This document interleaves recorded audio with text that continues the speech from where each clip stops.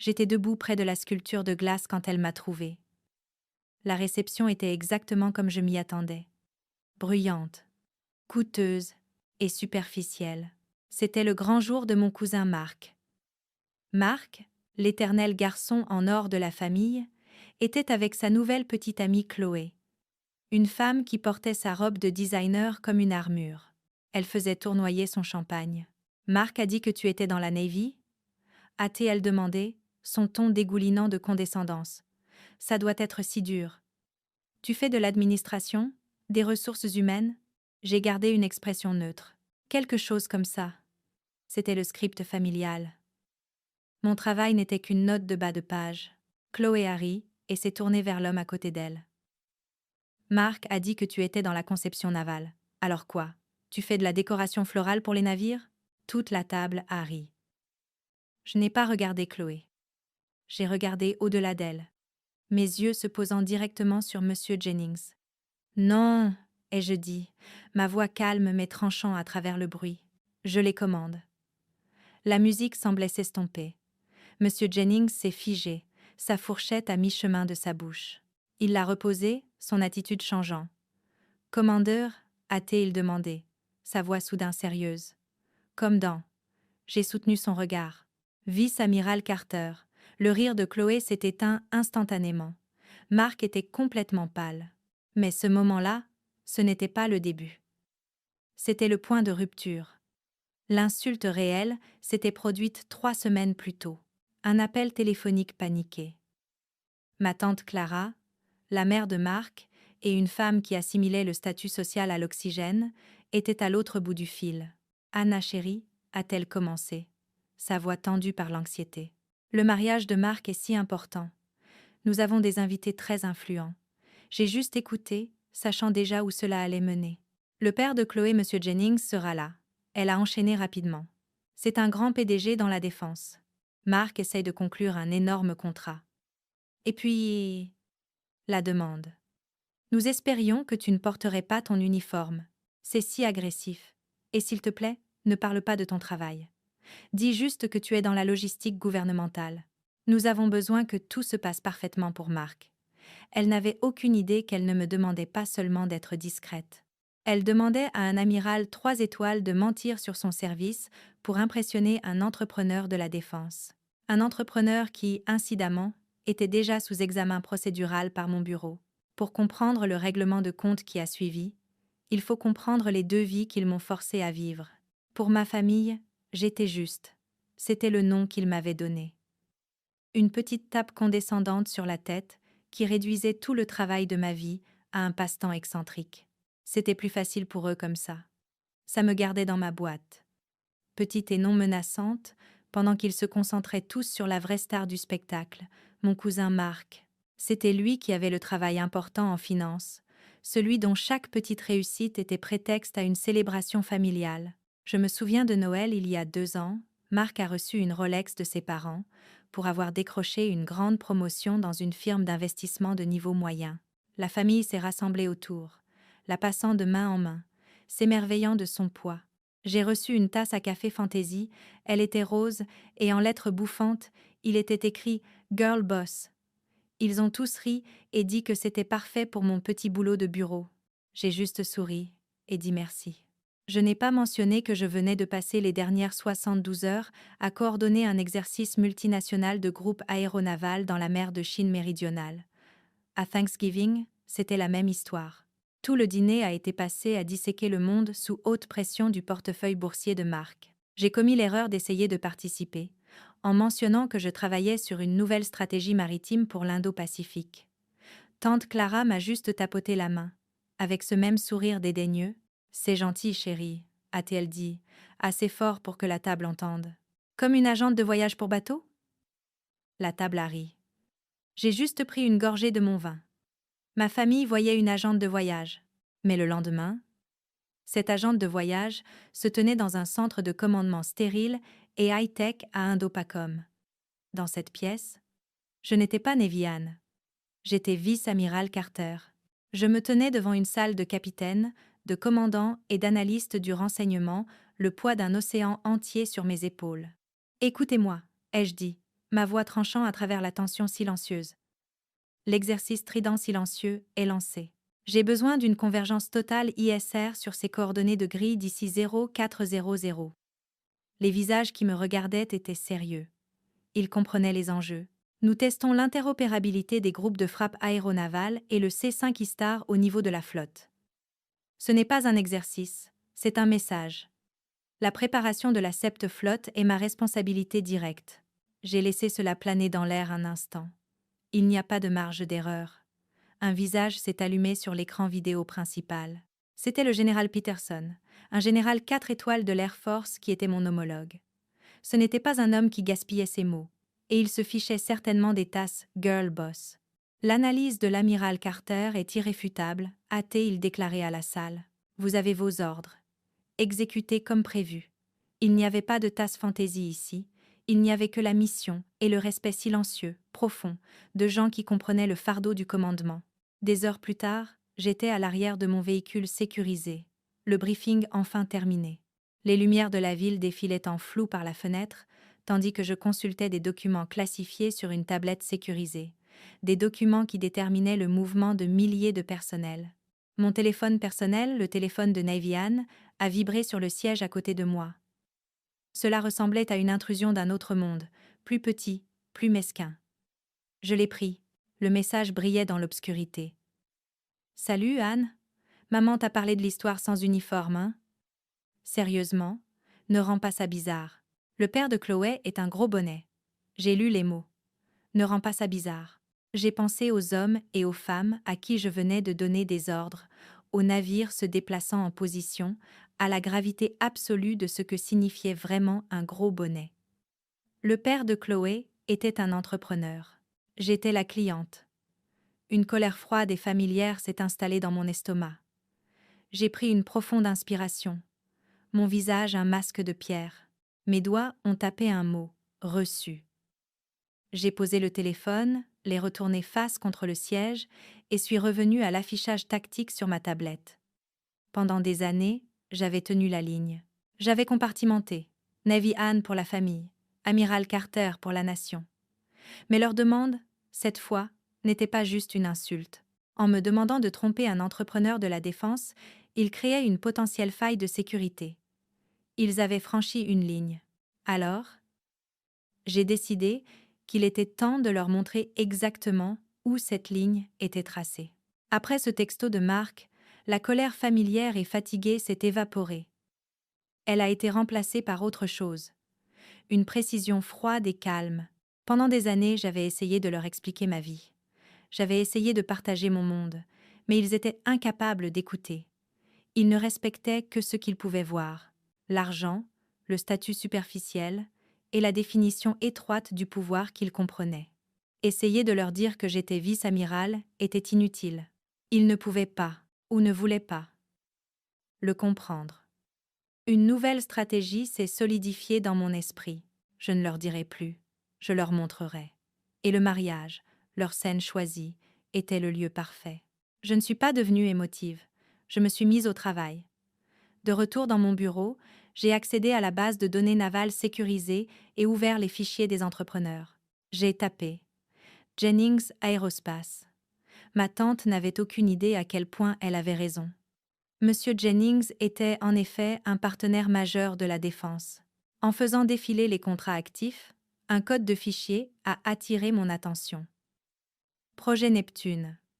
C'était un contrat massif, pluriannuel de logistique. Et plus important encore, il était actuellement en attente d'un examen de performance obligatoire. Un examen que mon bureau, et finalement moi, aurait le dernier mot. Marc n'était pas le seul à essayer de conclure un contrat. J'ai sonné mon aide. Lieutenant Commander Evans, mon bras droit affûté et professionnel, est entré dans mon bureau. Evans, ai-je dit, mes yeux toujours sur l'écran. Je vais assister à un événement social ce week-end. Monsieur Jennings de Jennings Aerospace sera présent. Il a immédiatement compris le sous-texte. Je veux un briefing complet sur le projet Neptune préparé pour moi d'ici vendredi, et vous m'accompagnerez à l'événement. J'ai enfin levé les yeux. Uniforme de service complet. Nous y assisterons en devoir officiel de représentation. Un bref sourire complice a traversé le visage d'Evans. Il avait déjà géré les appels dédaigneux de ma famille auparavant. Compris, amiral. Le jour du mariage arrivé, j'ai suivi la demande de ma tante à la lettre. Je n'ai pas porté mon uniforme. J'ai choisi une robe civile simple et élégante. J'ai vu le moment où tante Clara m'a repéré. La vague de soulagement visible. Le petit hochement de tête. D'approbation. Le regard qu'on donne à un enfant difficile, qui a enfin décidé de se comporter. Elle voyait Navy Ann, la parente inoffensive avec son passe-temps excentrique pour les bateaux, neutralisée en toute sécurité. Marc et Chloé tenaient court, et je me suis fondue dans le décor, les laissant se sentir à l'aise dans leur pouvoir. Ma tante était si soulagée que j'avais écouté. Elle pensait que j'avais obtempéré. Elle ne comprenait pas. Dans mon monde, l'obéissance est une stratégie. Le piège était tendu. L'appât était moi. Tout ce que j'avais à faire était d'attendre qu'il marche dedans. Nous étions de retour à la table. Chloé venait de livrer sa punchline et le petit cercle d'amis de la famille gloussait. « Alors quoi, tu fais de la décoration florale pour les navires ?» J'ai ressenti la piqûre familière et chaude de l'humiliation, l'attente que je l'absorbe simplement, que je sois Navy Ann et que je ris pour préserver la paix. Mais cette fois était différente. Le plan était en marche. J'ai pris une lente inspiration, laissant le silence planer juste un instant de trop. Je ne l'ai pas regardé. Je n'ai pas regardé Marc, que je sentais se recroqueviller à côté de moi. J'ai regardé directement son père, Monsieur Jennings. Non, ai-je dit, ma voix parfaitement neutre, calme, mais tranchant à travers le tintement des verres et la musique lointaine. Je les commande. Le rire de Chloé était encore figé sur son visage, mais ses yeux dardaient, entre moi et son père, sentant qu'elle avait commis une terrible erreur. Monsieur Jennings? Sa réaction était tout. Le sang s'est vidé de son visage. Sa fourchette coûteuse, chargée de saumon, s'est arrêtée. Il m'a fixé, ses yeux écarquillés, effectuant un calcul frénétique. Il ne voyait pas Navy Ann. Il voyait autre chose. Un fantôme à la table. Il a enfin parlé. Et sa voix était un grondement bas et sérieux. Commandeur, comme dans. J'ai juste soutenu son regard. Je n'avais pas besoin d'élever la voix. Je lui ai donné un seul hochement de tête tranchant. Vice-amiral Carter. La fourchette a claqué sur son assiette, éclaboussant de sauce la nappe blanche. C'était le bruit le plus fort du monde. Monsieur Jennings s'est levé d'un bond. C'était un homme plus âgé, corpulent, mais il s'est redressé en une posture rigide, presque douloureuse, d'attention si vite que sa chaise a grincé en arrière sur le sol poli. Le visage de Chloé était un masque d'horreur pure et incompréhensible. Marc avait l'air d'avoir été giflé. Et tante Clara, son sourire peint était figé. Ses yeux écarquillés, justes, vides. Amiral, a balbutié Jennings, ses mains raides le long du corps. Amiral Carter. Mes excuses. Je ne vous ai pas reconnu en tenue civile. J'ai enfin permis un petit sourire froid. J'ai tourné la tête, juste légèrement, pour regarder ma tante. Pas besoin, monsieur Jennings. J'étais en civil. Ma famille le préfère. Le visage de tante Clara est passé du blanc à un rouge blotchi et maladif. Elle a ouvert la bouche, mais rien n'en est sorti. Marc secouait juste la tête, murmurant non, non, non, comme s'il pouvait rembobiner les 30 dernières secondes. Mais avant que quiconque dans ma famille puisse trouver sa voix, une nouvelle silhouette a fendu la foule, pile au bon moment. Lieutenant-commandeur Evans, impeccable dans son uniforme blanc de service complet, avançait avec détermination. Il tenait une mallette officielle verrouillée dans sa main gauche. Il a ignoré la mariée, le marié, la piste de danse et tous les invités importants de tante Clara. Il s'est dirigé directement vers notre table et s'est arrêté à 2 pieds derrière ma chaise. Il a salué M. Jennings en premier comme le protocole l'exigeait, puis moi. « Amiral ?»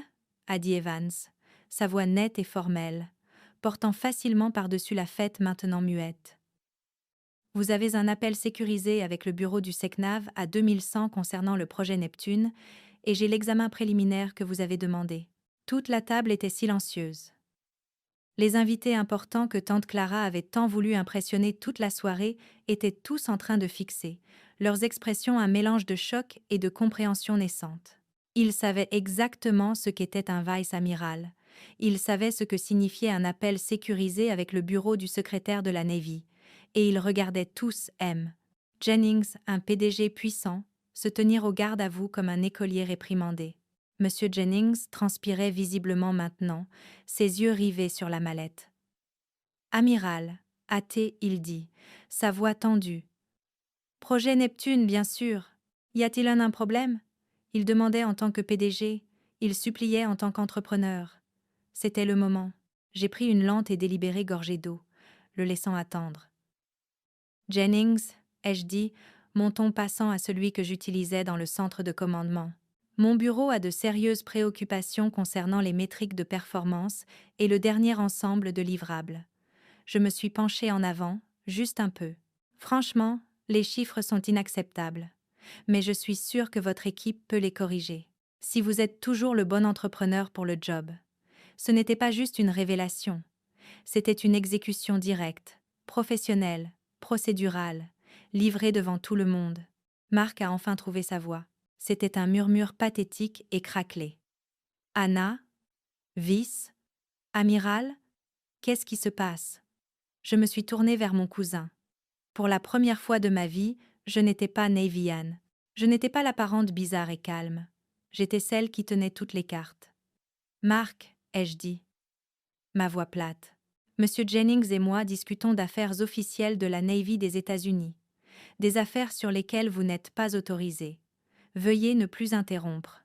Puis, j'ai tourné mon regard vers Chloé. Elle avait l'air physiquement malade.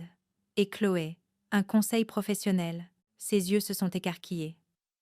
Avant de vous moquer à nouveau du boulot girly de quelqu'un à une fête, assurez-vous sacrément bien qu'elle ne contrôle pas les contrats de défense de milliards de dollars de votre père. Ma tante avait l'air sur le point de s'évanouir. Chloé était blanche comme un linge. Mon aide a tiré une chaise pour moi. Monsieur Jennings s'est assis, son visage sombre. Au milieu de la réception parfaite de mon cousin, un examen naval formel venait de commencer. Et pour la première fois de ma vie, ma famille était muette. La fête a continué. Mais l'univers de cette pièce avait fondamentalement changé. La musique, les rires, le bruit des verres de champagne, tout s'est estompé en un rugissement sourd et distant. Lieutenant-Commander Evans avait tiré une chaise pour moi, et Monsieur Jennings, son visage pâle mais maintenant intensément concentré, s'est assis. Nous étions dans une bulle. Evans a ouvert un classeur verrouillé. Et juste comme ça, au milieu de la réception opulente de mon cousin, nous avons commencé à parler. Nous avons discuté d'interopérabilité C5 de chaînes logistiques et des métriques de performance inacceptables du projet Neptune. C'était une conversation technique, froide et brutalement précise. C'était le langage de mon vrai monde, celui que ma famille n'avait jamais pris la peine de demander. J'ai levé les yeux une seule fois. De l'autre côté de la pièce, je les ai vus. Ma famille. Marc, Chloé et tante Clara. Ils étaient blottis ensemble, près du gâteau de mariage à 6 étages. Une petite île isolée d'humiliation. Les invités importants que tante Clara avait tant voulu impressionner gardaient leur distance. Ils lançaient des regards discrets et curieux vers notre table. Vers moi, vers mon aide dans son uniforme de service complet, et vers le PDG puissant qui se penchait maintenant, écoutant avec une intensité déférente. Pour la première fois de leur vie, ma famille était celle qui était à l'extérieur. Celle qui n'appartenait pas, fixant un monde de vrai pouvoir auquel ils ne pouvaient pas accéder. Après 20 minutes de questions techniques rapides et d'assurances de plus en plus désespérées de Jennings, j'ai fermé le classeur. Jennings, un homme qui était entré dans cette réception comme un titan de l'industrie, avait l'air profondément humilié. « Amiral, hâté, il dit, sa voix basse et sincère, toute trace de son arrogance antérieure disparue. Vous avez ma garantie personnelle. Les métriques seront corrigées d'ici la fin du prochain trimestre. » Il a fait une pause, son regard se posant sur sa fille, qui fixait la nappe d'un air absent. Et mes excuses les plus profondes. Pour mes et celles de ma fille, supposition, je n'ai pas souri. Je lui ai juste donné un seul hochement de tête professionnel. Veillez-y, monsieur Jennings. 1 an plus tard, j'étais debout à un autre podium. Ce n'était pas un mariage. Il n'y avait pas de sculpture de glace, pas de bavardage superficiel, pas de parents murmurant pour que je ne rende pas ça bizarre.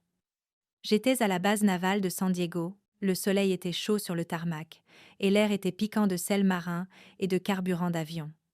J'étais dans mon uniforme blanc, immaculé de service complet, la tresse dorée sur mon chapeau brillant, acceptant formellement le commandement d'une nouvelle force opérationnelle, conjointe prestigieuse.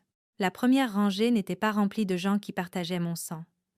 Elle était remplie de gens qui partageaient mes valeurs.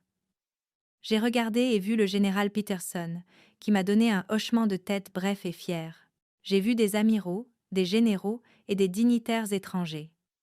Et tandis que les applaudissements retentissaient, ce n'était pas l'applaudissement poli et obligé d'une fonction familiale. C'était le respect tranchant, unifié et tonitruant de milliers de marins et de marines, debout en formation parfaite. Ça, ai-je pensé. C'était ma vraie famille. Celle que j'avais gagnée. Une famille construite non sur le sang et l'obligation, mais sur la compétence mutuelle, le sacrifice partagé et le respect absolu. Mon nouveau bureau était spacieux, surplombant le port et les massifs porte-avions qui y reposaient. C'était calme. Mon nouveau aide est entré un après-midi. Madame, à thé, il dit, en me tendant une épaisse enveloppe crème. Ceci est arrivé par la valise diplomatique. Ce n'est pas officiel. J'ai reconnu le logo de Jennings Aerospace. À l'intérieur se trouvait une lettre formelle, tapée, de M. Jennings lui-même. C'était un remerciement concis. Le projet Neptune avait passé son examen subséquent avec brio. Les nouvelles métriques dépassaient toutes les attentes. Et il créditait ma supervision directe et clarifiante pour le revirement complet. C'était professionnel, et je l'ai apprécié. Mais glissée dedans, pliée en deux, se trouvait une petite carte manuscrite. Elle disait « P.S. Je pensais que vous aimeriez savoir. Chloé n'est plus avec Marc. Elle travaille maintenant comme stagiaire non rémunérée dans une organisation à but non lucratif. Elle apprend beaucoup. » J'ai lu cette dernière ligne 2 fois. Elle apprend beaucoup. Ce n'était pas juste une excuse. C'était une reconnaissance, un signe de respect ultime. J'ai posé la note, tranquillement satisfaite. Quelques mois plus tard, alors que les fêtes approchaient, mon téléphone personnel a vibré. C'était un texto de Marc. J'ai fixé l'écran.